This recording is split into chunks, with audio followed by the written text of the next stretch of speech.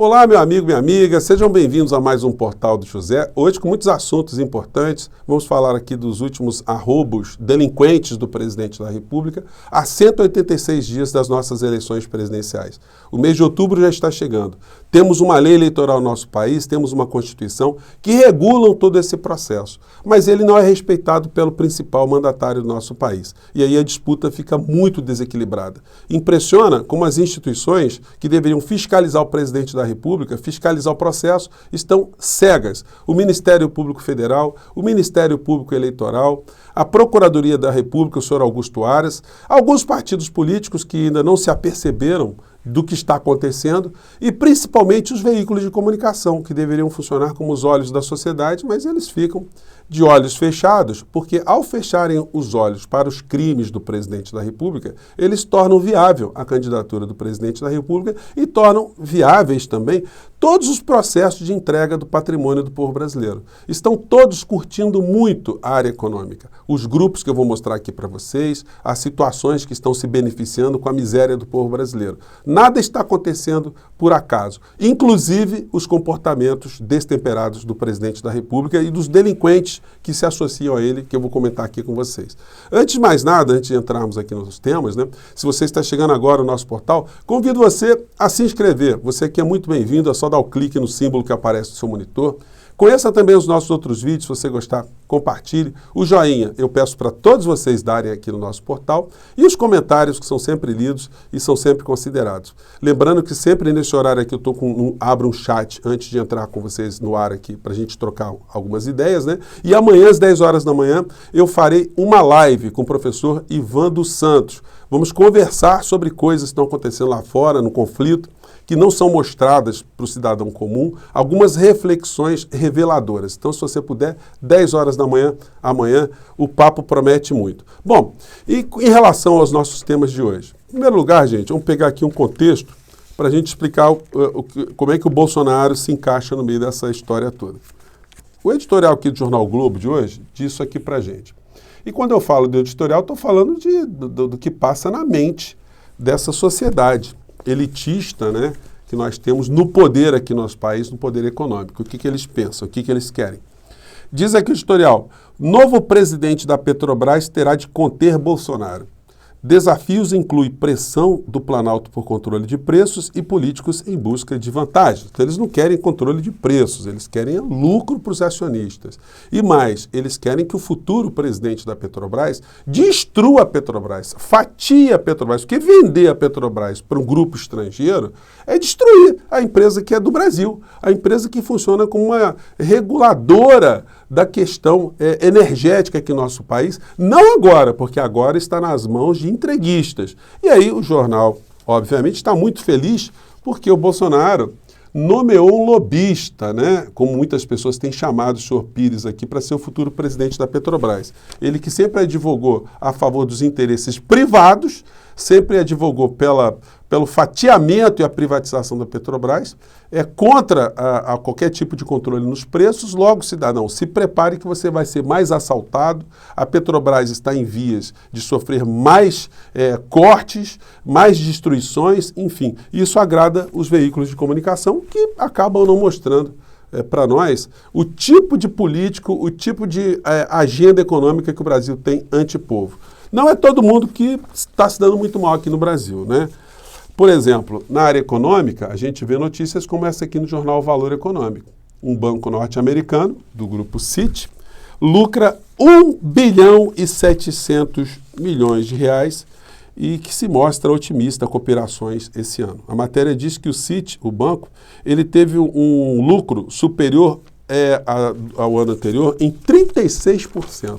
Eu pergunto a você se lá nos Estados Unidos tem algum banco que está rendendo 36%, está tendo esse tipo de vantagem. Mas na terra de ninguém, na terra de Paulo Guedes, na terra do ministro que tem dinheiro escondido em paraíso fiscal, realmente esses bancos têm muito o que comemorar. O povo brasileiro está ficando cada vez mais pobre. Inclusive, grande parcela dos eleitores de Bolsonaro que estão ficando cada vez mais pobres e acham que não é responsabilidade dele, inclusive em função dessa desresponsabilização que o Bolsonaro tem a seu favor todos os dias.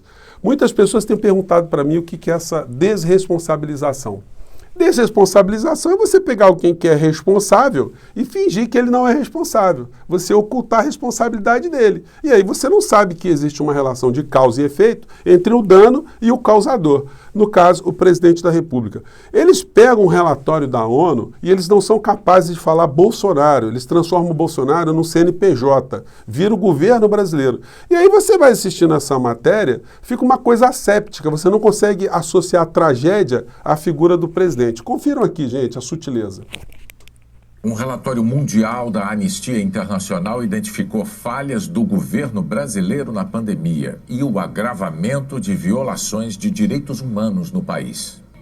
Os grupos históricos... Vocês viram só? Não é o governo Bolsonaro, não é o governo do presidente Bolsonaro, é o governo brasileiro. E a matéria vai mostrando aqui todas as anomalias, as mortes que o Brasil sofreu, as perdas, os atrasos, as infrações, a catástrofe. E o nome do Bolsonaro não é citado. E também especialistas não são chamados para responsabilizar ou para explicar melhor o que foi esse relatório da Anistia Internacional. E aí a gente não tem um responsável, né? Tudo é culpa de situações estratosféricas e coisas e que tais. A gente não tem responsabilização nenhuma. E a desresponsabilização ela vai se dando em nível institucional também, como eu tenho comentado aqui com vocês. O senhor Augusto Aras ele não viu o crime de prevaricação do Bolsonaro quando o deputado Luiz Miranda disse que estavam roubando, estavam fazendo corrupção dentro do governo brasileiro, ele não tomou nenhum tipo de providência. O delegado da Polícia Federal falou que o presidente não tem que fazer nada, isso não é com ele, e que ele não cometeu crime nenhum. E o senhor Augusto Aras também não vê crime nenhum, ele não vê crime absolutamente nada em lugar nenhum. E, nesse caso aí, a ministra Rosa Weber disse, senhor Augusto Aras, traduzindo assim para o português de botequim, né? O senhor está de brincadeira? O senhor está pensando que nós somos trouxas? O senhor está querendo proteger o Bolsonaro? É claro que ele cometeu crime, é claro, é cristalino, é solar. Então, o senhor pega de volta essa requisição de abertura de inquérito e o senhor deu um jeito de fazer alguma coisa, porque o Supremo Tribunal Federal não vai entubar essa história, não. Pois bem. Então, mas o Augusto Aras ele não está muito preocupado com desmoralização, não. Outras pessoas estão passando situações desmoralizantes também, mas são pessoas que não ligam para absolutamente nada em relação à moral e ética, né? Um deles aqui é o deputado Daniel Silveira, que está nessa situação ridícula, né? Está se confrontando o tempo todo com o Supremo Tribunal Federal, determinaram agora o Alexandre de Moraes que ele use a tornozeleira, ele está acampado dentro do Congresso, até esse momento que eu estou falando aqui com vocês, a gente não tem nenhuma notícia se o Arthur Lira, ele já enxergou essa situação e se ele vai permitir que o deputado seja intimado ali pela Polícia Federal para que ele coloque a tornozeleira no seu pezinho fofo, né? Para cumprir a determinação judicial. Se isso não acontecer, tudo indica que no dia 20 de abril o Supremo julgará os crimes que o deputado cometeu e provavelmente o condenará em função de todo esse comportamento reincidente dele.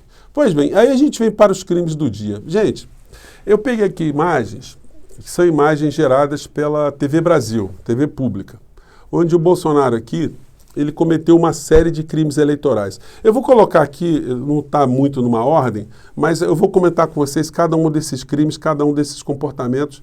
E não é preciso ser jurista, não é preciso ser especialista. Deixa eu diminuir aqui um pouco a telinha.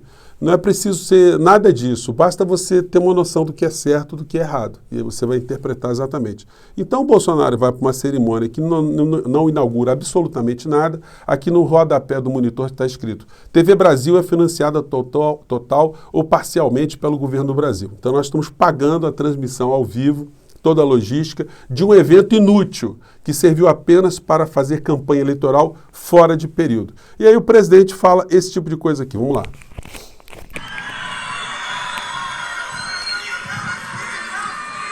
Armado jamais será escravizado.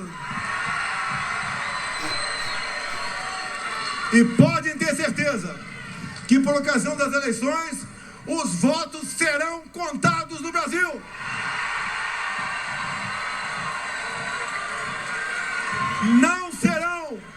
Não serão 2 ou 3 que decidirão como serão contados esses votos. Nós defendemos a democracia. Nós defendemos a liberdade. E aí veio essa conversa de novo. Eu pergunto a vocês, esse discurso dele, o que isso tem a ver com inauguração de alguma coisa aqui no nosso país? E teve mais situações, né? Teve essa aqui, eu peguei uma outra situação aqui, vou botar essa aqui. Pera só um minutinho, gente. Nosso programa aqui não é editado, né? Eu separei tanta coisa. Antes dele começar a falar os seus arrobos, teve o momento gospel, né? Tudo com verba pública, né? Então, tem esse momento como a gente não tivesse já esgotado das gangues bíblicas. O presidente mostra cada vez mais que não está nem aí do Estado laico, de se era uma cerimônia para inaugurar uma coisa mesmo, se ele tinha que se dar o respeito e não fazer mistura de política e administração pública, política e religião, política eleitoral e negócios, enfim, nada disso fez sentido para o presidente. Aí a gente se depara com isso aqui na cerimônia pública, paga por todos nós. Muito especial para o presidente da nossa República, pela sua saúde, pelo seu governo, pela sua família, enfim, Senhor, que as tuas mãos eternas, as tuas mãos benfazejas. Gente, o que tinha de gente armada aí nesse troço aí, com a mãozinha levantada para cima, falando em paz, falando não sei o quê. O Bolsonaro, na sua fala anterior, né, ele misturou povo armado com eleição, que o voto vai ser contado, enfim. Gente, é uma situação absolutamente absurda. Aqui nesse outro trecho aqui, deixa eu ver se é nesse mesmo ponto aqui. O Bolsonaro, ele faz aqui uma fala e fica claramente evidenciado ali que tem pessoas ali que estão funcionando como cabos eleitorais e que o discurso ali acaba atingindo uma série de pessoas que estão assistindo ao vivo pelas TVs públicas esse tipo de comportamento eleitoral de ataque a outras candidaturas. Vamos ver aqui se foi esse trecho aqui, vamos conferir.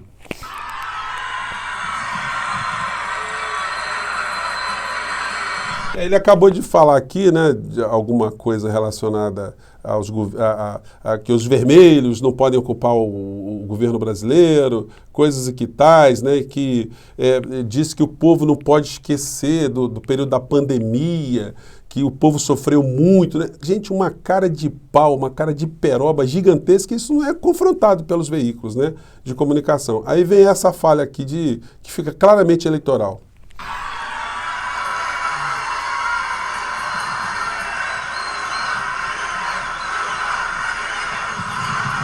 Em primeiro lugar, não dá para escutar muito bem, mas alguém puxa lá um coro de Lula na cadeia, e depois eles vêm para o Fora PT.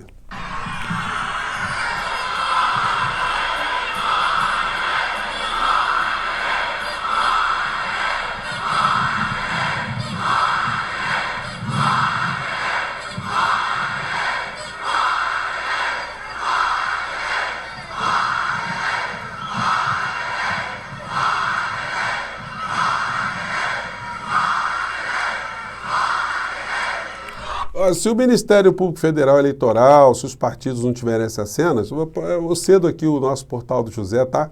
Para vocês documentarem aí os crimes do presidente da República, o desvio de finalidade de uma cerimônia pública paga pelo povo brasileiro, para ver essa gente levantando as mãozinhas para cima, para fazer campanha eleitoral do Bolsonaro e criticar, atacar outros partidos de outras candidaturas aqui no nosso país.